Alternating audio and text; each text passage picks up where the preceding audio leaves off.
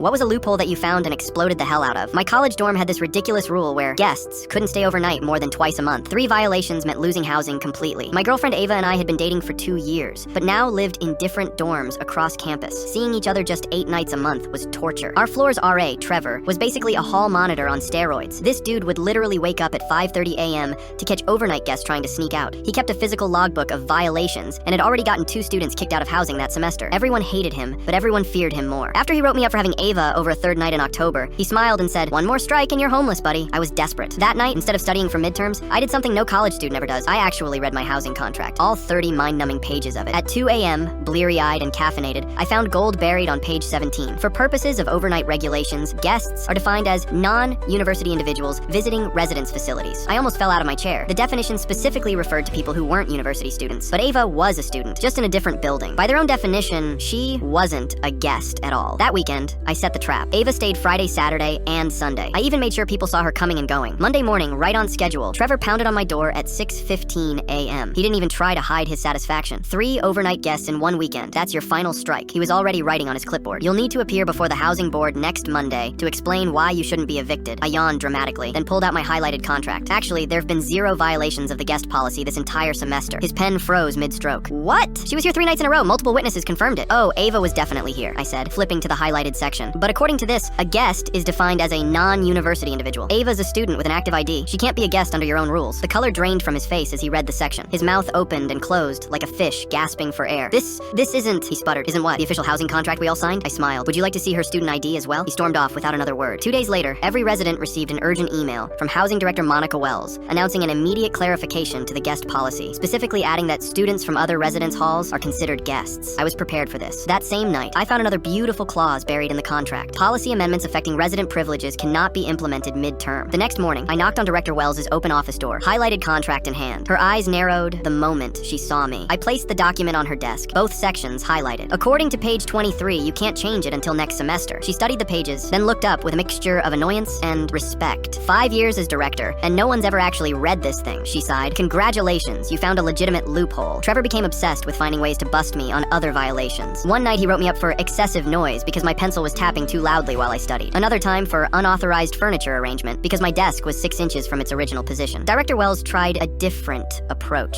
She offered me a coveted single room in the upperclassmen dorm with a private bathroom if I'd voluntarily sign a new housing agreement. When I declined, she doubled it with a meal plan upgrade. The desperation was delicious. During move-out, Director Wells handed me next year's contract personally. The new guest definition was highlighted in neon yellow with a sticky note. Checkmate. By sophomore year, Ava and I both managed to get rooms in the same co-ed dorm. Different floors, but no overnight restrictions between them.